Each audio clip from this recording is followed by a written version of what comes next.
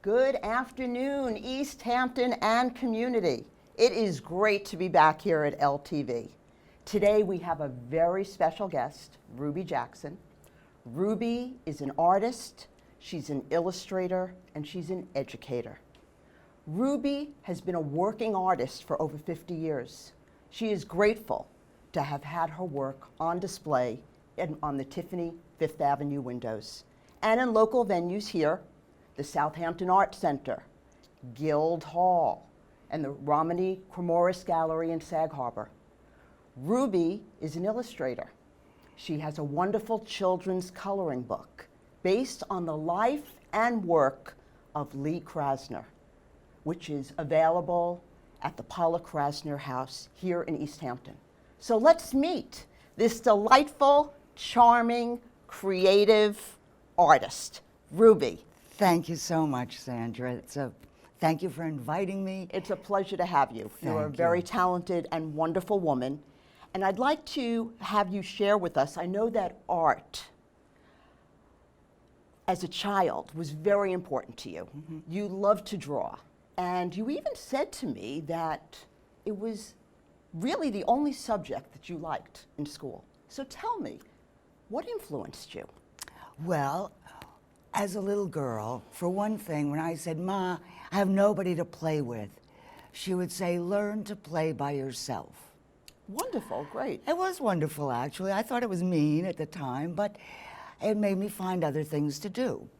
The other thing was comic books. My sister and I were huge comic book fans. Archie and Veronica, Nancy and Sluggo. And so I learned to read because I wanted to read the comics. I learned to draw looking at them. And you learned to learn more about yourself, actually. Well, when you draw, you Yes. do. Yes. You find out about yourself in ways you never dreamed of. And I was lucky to have an uncle who was a sign letterer. And all the signs in those days were made by a human being. And he had the greatest calligraphy. He would let me sit at his drawing table, use his pens, drawing boards, and I would draw pictures. I would draw teachers. I would draw pretty teachers, and I would draw dowdy frump teachers, and I would draw rooms, and it became my escape. Wonderful. That's great. Yeah. Yes, so as time progressed, I know you stayed with your passion. And it actually led you, when you moved to New York City, to have the opportunity to have this sculpture that you created appear in the Tiffany windows. How did that evolve for you? Well, I was a young sculptor. I was self-taught. I hadn't been to college. I would learn from other artists, from books, and I'd worked in this material called hydrocal, which this is, which is like a high-grade plaster, which you can sand and drill and mold. And I'd worked on a piece, and I brought it to Jean Moore at Tiffany's. The famous window dresser that's responsible for the Tiffany Co brand, or many people attribute that. Truly he was. And he would rent the work of young unknown artists. Before me, it was Andy Warhol, Jasper Johns, Robert Rauschenberg, all had works in the windows as display for the jewelry. And he was a very knowledgeable man with an innate sense of design, and he showed my work at 4 different occasions, which always made for 5 windows. So I would bring him a piece and say, "Great, we'll show this next year, and I need 4 more pieces for the windows." So it was always a big challenge. When you created this piece, what were you thinking of? I was living on 6th Avenue and 30th Street, right in the heart of New York City. Buildings, I was thinking architecture, but I was fantasizing architecture. I was fantasizing little, I don't know, beings walking through this fantasy structure. So it was very architectural for me. That was my surrounding. Then in 1977, Yes. I moved to East Hampton. Interesting. Yup. Okay. And then my show for 1984 is the one where I use the balloons. If you'll excuse me, Danielle, can we take a quick look at some of the images, some of the other works that were appeared in the Tiffany Co windows? That would be great. So now, Ruby, continue telling us about one of the works. I believe it was the 1984 work. Correct. Now I live in East Hampton. I'm not surrounded by buildings. That's not my inspiration anymore. I live on a second floor. That's my studio, and I'm surrounded by trees.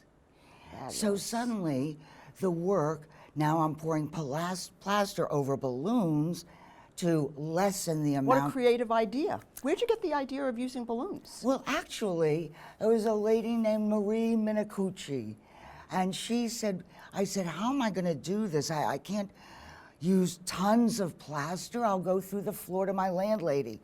And she said, what about balloons? So Great. I poured plaster over balloons, Fantastic. made it look like it was solid, but when I carved in, it was hollow. Fantastic. That's beautiful. Ruby, I'd like to move on to this food banquet in miniature form that we have in front of us. This is just charming and delightful. Could you tell me what inspired you to work in a miniature form? And what were you thinking about when you created this piece? Well, for one thing, I've always loved miniatures. This clay is Sculpey, and I must say it's polymer clay. When you fire it, it turns to plastic. Comes in many, many colors. And when you play with it, just even noodling around with it, you suddenly say, this looks like a pizza. And so I would create a little pizza. Or I would just be playing around, say, well, I'll try now to see if I can make some cupcakes. The clay kept suggesting things to me. Well, I see that you have 4 chairs around the table. What were you thinking about when you put the 4 chairs there? Well, after I made all of these foods, and I put them on tables, and I say, who's eating this? Very fortunate people. Okay. Very lucky people to have such a banquet. Right. And then I thought, Well, well, it's like kings and queens. well, Always eat at have a banquet. yes, but they are really a small minority of people. So I was showing the small minority of people who have access to this abundance of food. And then I made it even worse, that these small number of people are now ready to devour what in my mind was an almost extinct fish. But it looks like a shark to me. Is that a Well, shark? It has, you know, I'm making things up, you know. I didn't look in a book and say, how do you make a shark? I just make things up as I go along. Of course, I use references at times, but for something like that, I say, well, he's going to have sharp teeth. Okay. But the fisherman won, The fisherman won. because he's on the plate. He's on the plate. And I love these little delicacies. This looks like French pastries. Well, yes, aren't they so delicious looking? Yes. They, That's in- just beautiful. In real life, I always say, if it's not chocolate, why bother? But these are so beautiful. Yes, they and are. The colors and whatnot. And I know you did another piece, Danielle. I'm not sure if you can show that image of the Enchanted Forest. What inspired you to create the Enchanted Forest? Well, Alan, my husband, and I Yes. went to visit my stepdaughter, his daughter, and husband in California. Okay. And we went to a nursery. And this nursery was filled with exotic trees, fruit trees, flowering trees, trees I'd never seen. Yes.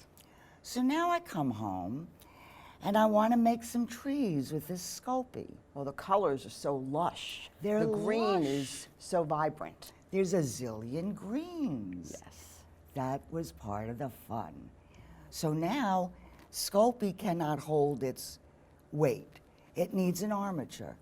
So the armature I needed to make the trees was just like a real tree, a trunk out of metal, and then limbs that I then attach the clay to. Yes. And it all becomes very organic, like I'm really making a tree. And that's part of the fun. And actually living in Sag Harbor, you're surrounded by trees and nature. And I know that you've Surrounded. talked to me about the fact of being surrounded in an area where there's so much beauty Yeah. Yeah. and light, that has a Yes. huge influence on the work that you do. Oh, artists here, we are so lucky. No matter what happens, the light is beautiful, the trees are beautiful, the water, the droplets in the air make this place magical, really, truly magical. Yes. Yeah. Now, I also know that you love to snorkel. Yes. And you've worked with, and we're going to take a look at this piece. This is made from glitter glue. Correct. And this piece was recently at Guildhall, correct? And I also know Yes. that your mobiles have been at the Southampton Art Center on Yes. display. Yeah. Could you tell me what inspired you to use glitter glue? Well, it was really on previous work. I was inspired by the underwater. I was making abstract pen and ink, enamel. Then I'm thinking, how do you get the glisten of fish skin? I said, glitter glue. So I used a lot of it on the surface of these pen and ink works. Then I had a lot of glitter glue left. I said, well, I think I'm done with this. So one day I squirted out a composition. Yes. I was working at the Krausner house at the time, so it was another week before I got back to my studio. When I came back, this composition, little painting, lifted off the plastic. And it was its own piece of plastic. And I see that it's got movement. Well, now And I'm trying. Sorry to interrupt, but I also have to point out that these are Ruby's earrings, which I am delighted to have, which Ruby created for me, and it's made from the glitter glue. Well, it turns out, and this is really considered a children's material, but when it dries, it's very sturdy plastic. You can cut it, you can fold it, you can sew it, you can do a lot of things. So now I'm still in my underwater phase. Yes, which you can see all the colors and appreciate what you might see in the underworld. Well, this was, what am I going to do with these pieces? Hang them. They're light, they twist in the wind, they emulate the movement of underwater. Yes. They're sculptural because they move and the view of them changes as they move. And it was everything I was looking for in this underwater expression. This piece, though, I started last year at Southampton Art Center. Yes. And now the idea of ecology, the plastic gyres that are ruining our oceans, I embedded these plastic water bottles. Interesting. Yes. I see you always mix a piece of hope and positivity, but yet you also add in reality to all of your work. Well, funny you say that, because the real title of this piece is called Hopeless, but I shortened it to Hope. Very good. Yeah. Yes, yes, but I see that. The element of reality is exhibited in a little bit of a darkness, frankly, in all of your work, which is, we know the world can be dark, but we're all hopeful, and that's Yeah. why Hope is a great name for this. Thank Now, I you. also know that you worked at the Paula Krausner house for many years. Tell us about that experience a little bit and how that led to you creating and working with, I know, Alan, your husband, in making this coloring book.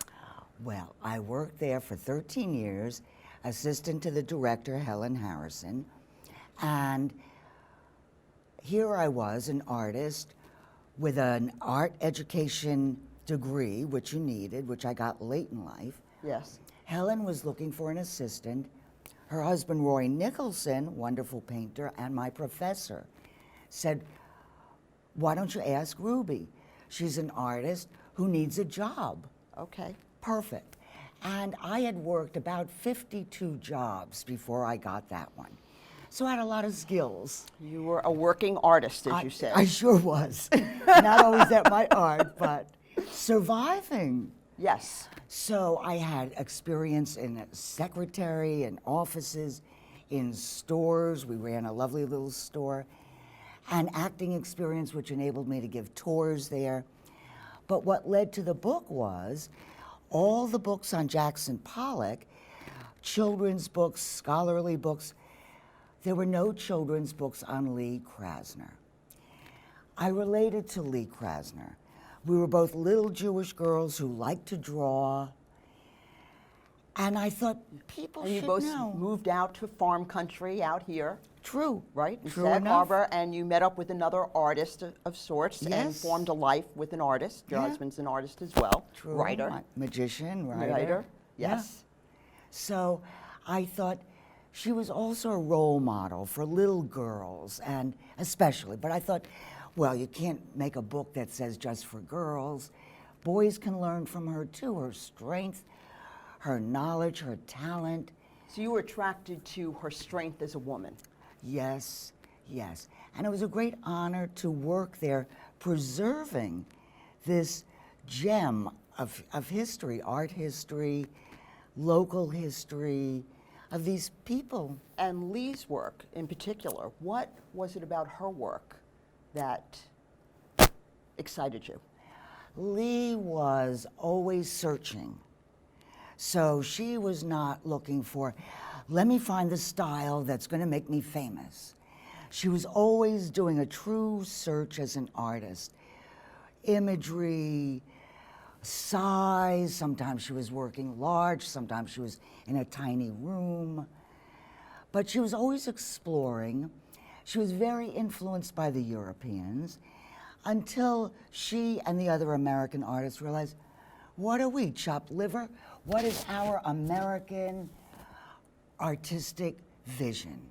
So she was a real searcher and seeker. And a leader. And a leader And a and leader. survivor and promoter. And she went on to live her life after the death of her husband. She did indeed. She lived another 28 years, devoted to promoting his work as well as doing her own. Fantastic. Yeah. It's a fabulous place. Did you Yes, enjoy yes, your visit? yes, Yeah. it's wonderful. Yeah. And recommended. It's sold out now. I mean, Oh, it's okay, I'm very not hard surprised. because, well, they are at 50% capacity, which is understandable, of course, Yes. during this time. Yes. So- Well, I look forward to going back to doing tours there. I still do that. Great. Now, I know currently you are working with paper and developing flowers. Mm-hmm. Flowers on a couch. Yes. And I know you've named this work. And Danielle, I'm not sure if you're able to show us images of Ruby's flowers on a couch, but you gave them female names. Mm-hmm. Tell me about why you named them females and flowers on a couch. Yeah. Well, like any time a flower comes into my house, I buy a plant or a gift of flowers, I draw it. It's a wonderful exercise in observing and, observing and drawing. Then you say, well, what am I going to do with this? So I thought, well, let it sit on the couch.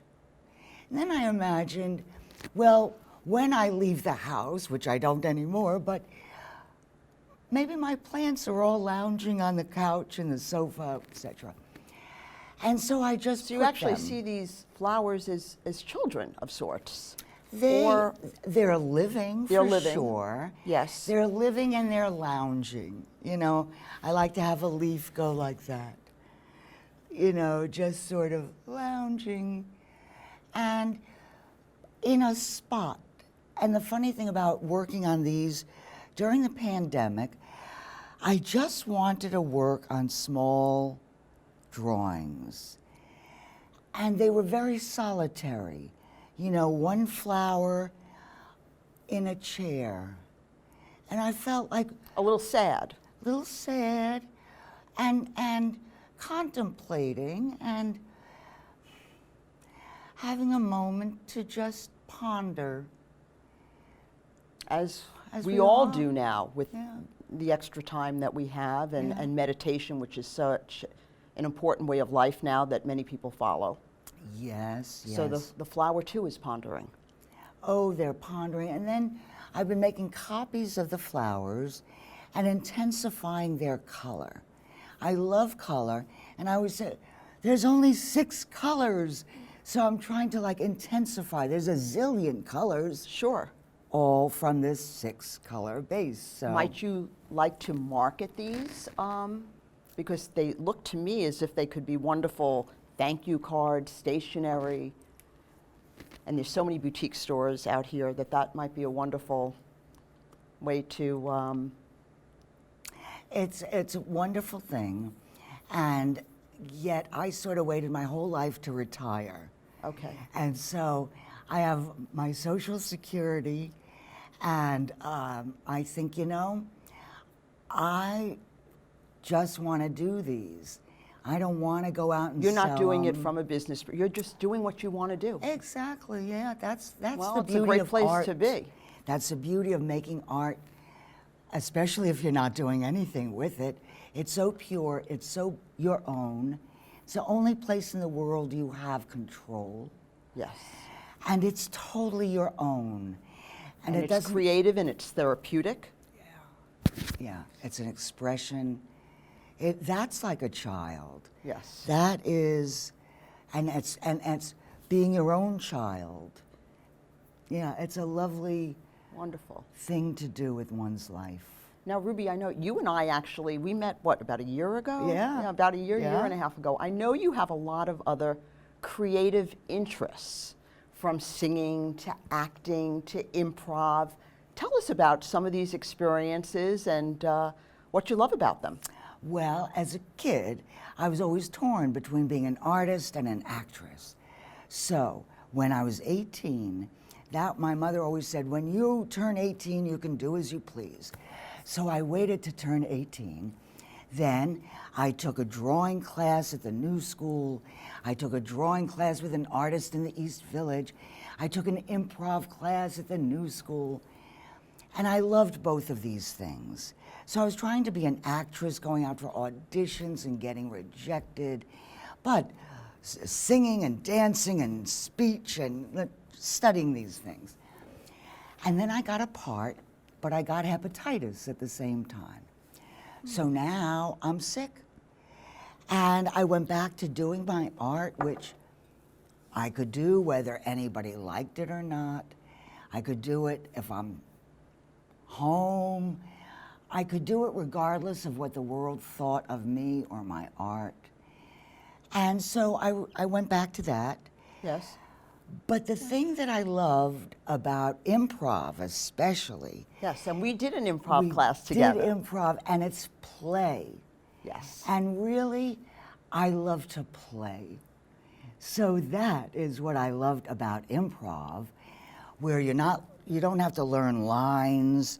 You're not examining a character in depth or the moves. You're just playing, and so I And it's really love natural and it's off the cuff.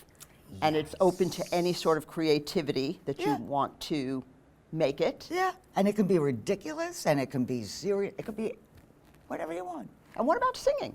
Oh, so I'm a terrible singer, but I really love to do it. So when I was doing this acting, there was a teacher who prided himself that he could teach everyone to sing. And one person after another gets up, and to each person he says, "You see, you can sing. Aha, you have a lovely voice." To me, he says, "Miss, you have a lot of courage." That's funny. So I didn't sing for anything except fun. Okay. Yeah. And it really is great fun. With Valerie DiLorenzo, we've sung at the library. We've sung at the Southampton Arts Center. And she sings all over with everybody. Yes. but she's gifted with Yes. her voice. Yes. Yeah. Well, it's a creative outlet for you. It's just another one of your Yes. creative outlets. Yeah. Yeah. And- Trapeze was one of my dear friends before I got too old. That was great fun. And did you do that here locally? I did, but I didn't find trapeze till I was 50. So I Good didn't for have you. a large window of Age should Tra- not be a factor. Well, at some point after you have hip replacement, mastectomies, it Okay. becomes a bit of a factor. Yeah, But sure. anyways, great fun. Anybody who can do it should do it. Yeah. It's safe and fun.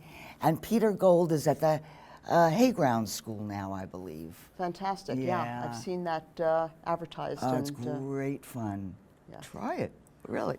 maybe I will. Although I have a little height anxiety, so I'm not quite sure if Don't that'll look work for me. down. Don't look down. Okay, just look out. Yeah, Well, exactly. Ruby, thank you so much. Oh, thank Truly, you, it was Sandra. a pleasure having you here today. For me it really as well. was. Thank you so much for My pleasure, inviting me. and thank you, LTV. And please stay tuned for our next guest, who will be Debbie Rudoy. Debbie is the founder of Goldie's Teas and Goldie, the retail boutique store in Sag Harbor. Everyone, stay safe, be well. Until the next time.